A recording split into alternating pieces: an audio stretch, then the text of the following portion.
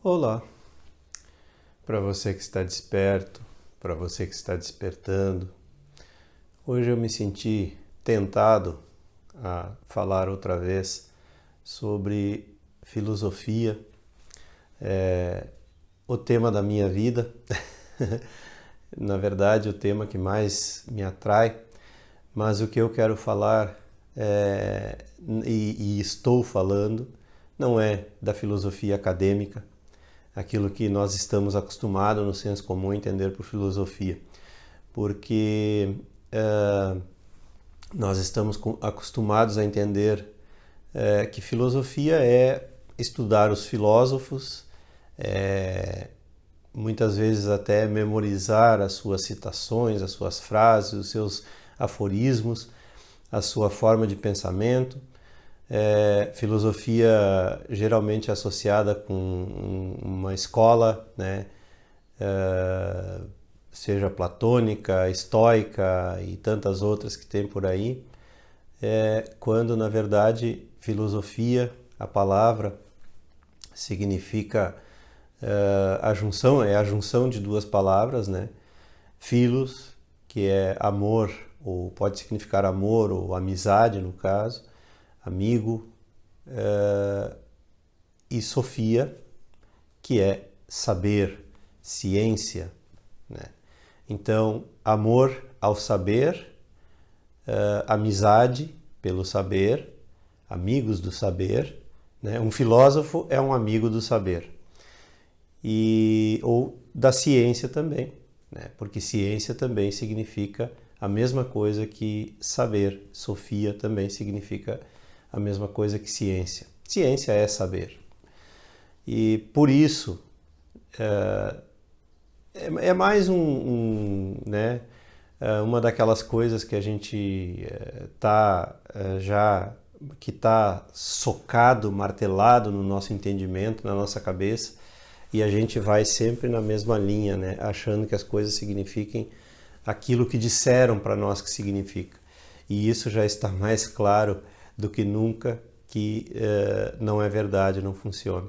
O despertar ele começa quando a gente percebe que as coisas não são como nos ensinaram. E manter o despertar é justamente ir em busca, então, da verdade.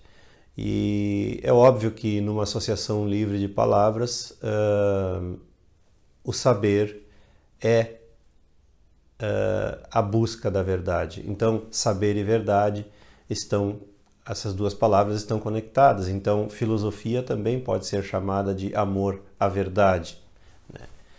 E o que é um filósofo?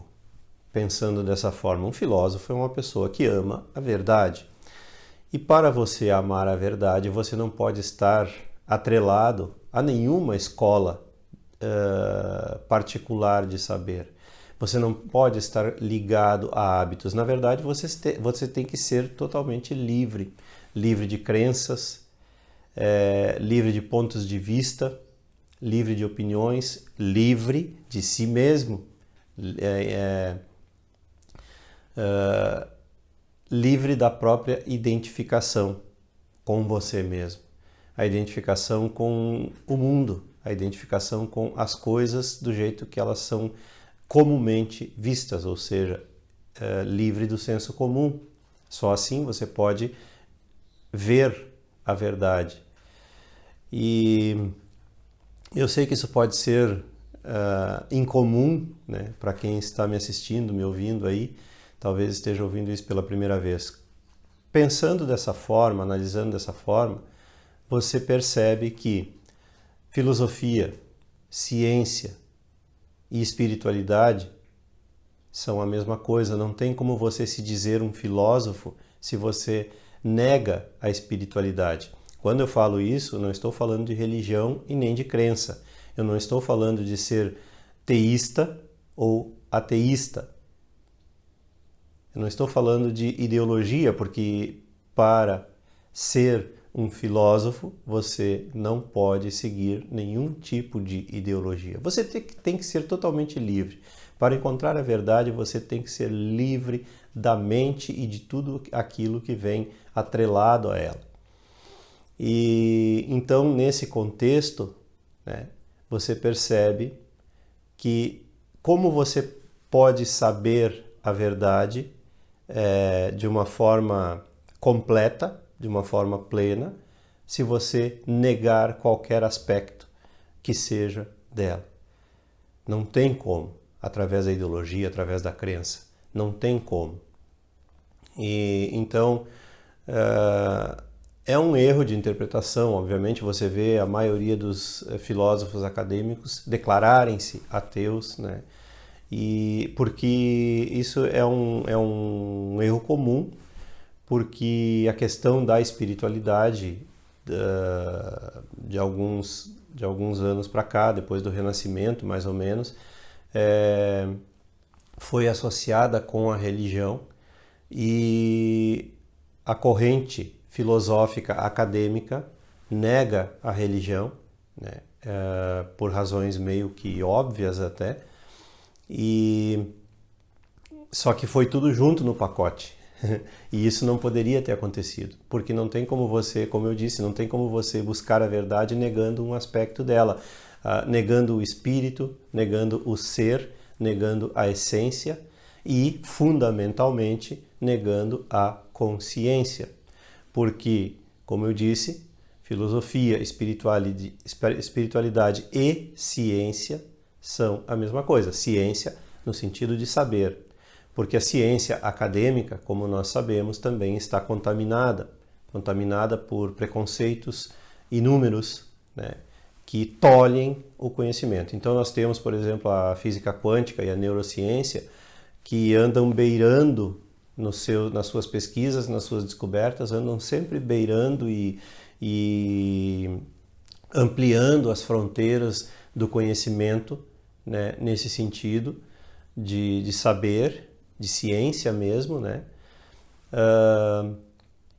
da espiritualidade. Não tem como não associar, embora os cientistas, né, entre aspas, todos os vídeos eu coloco algumas aspas, vocês já perceberam isso, né? Mas não tem como evitar isso. Então, alguns cientistas negam a priori porque eles foram também condicionados dessa forma, condicionados a associar espiritualidade com religião. Então, nota-se que eles nunca se aprofundaram nessa diferença fundamental que existe entre espiritualidade e religião. Não a palavra religião, porque as palavras representam a mesma coisa. Espiritualidade e religião representam a mesma coisa. A busca de si mesmo, a reconexão, a religação de si mesmo com o todo, com a fonte, né, com o divino que seja. É só palavra que eu estou usando, são só palavras. E então o que eles negam são as organizações religiosas e o papel das organizações religiosas atravancando, né, o saber, atravancando a ciência, porque sempre foi do interesse do Estado, como já disse tantas vezes, que a religião trabalha, sempre trabalhou. Isso aí, historicamente, você pode pegar qualquer livro de história, você vai compreender que a religião sempre trabalhou a favor do Estado. Esse desligamento que houve aí do século XIX para cá de Estado e religião, ele é apenas aparente, porque dentro das igrejas se faz um condicionamento total, uma lavagem cerebral mesmo, em termos de política partidária e enfim, e não só isso, a própria transformação nesse Deus imaginário, né, nesse Deus fictício criado pelas religiões, a associação desse Deus com o dinheiro, a ganância, a justificativa, usando esse Deus imaginário para justificar as atrocidades, matanças e tal, que se faz em nome do dinheiro e tal. Enfim, tudo isso, né, demonstra que alguma coisa está completamente errada, fora dos trilhos, fora dos eixos, e por isso a humanidade não alcança uma melhora espiritual, uma melhora interior, uma melhora na consciência. Então, É isso que eu gostaria de esclarecer, que você pensasse muito e entendesse, compreendesse essa conexão, porque, como eu sempre digo, tudo isso são palavras, e as palavras muitas vezes confundem. Então, as palavras separam quando a gente leva elas no sentido literal.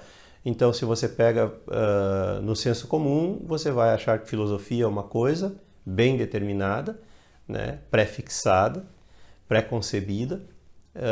Espiritualidade é outra área do conhecimento, totalmente separada, diferente, e ciência é outra, quando na verdade são a mesma coisa e devem trabalhar juntas, obviamente, juntas de uma forma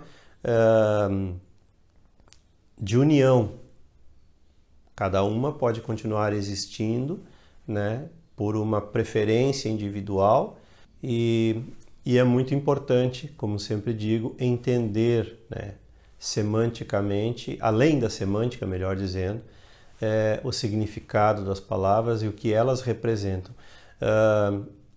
O conhecimento, a palavra conhecimento, também é uma palavra geralmente associada com acúmulo, né?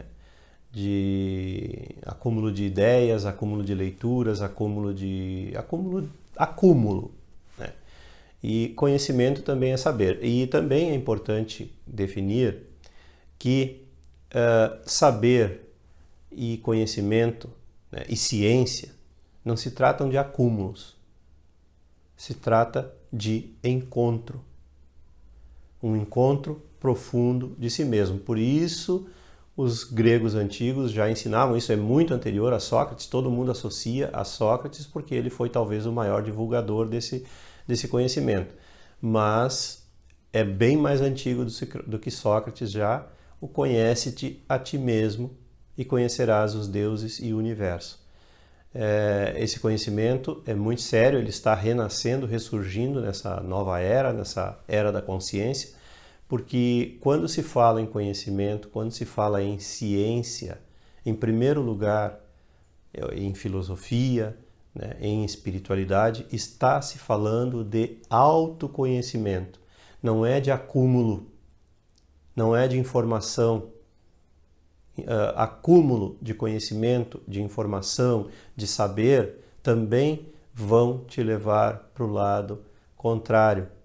Vão fazer com que você saiba cada vez menos, porque o saber é uma coisa muito mais profunda que está além do acúmulo, ou seja, além da mente. Saber é uma coisa que está diretamente ligada à consciência, e a consciência é algo que está além da mente. A consciência é algo superior à mente. Quando a gente cala a mente, a gente consegue finalmente acessar o reino da consciência, que outro sábio filósofo também falou já no passado, chamou no passado de reino de Deus ou reino dos céus, no caso Jesus, que pode ser chamado, se nós quisermos dar nomes, né, rotular, de filósofo, de cientista, não no sentido atual desse tipo de entendimento, porque a ciência hoje em dia também está extremamente atrelada às grandes corporações. Então, muito cuidado também, a ciência oficial, acadêmica, né? Muito cuidado também ao idolatrar essa área do conhecimento humano. E também, por que não dizer, Jesus foi um ser extremamente espiritual também. Filósofo, cientista e espiritual.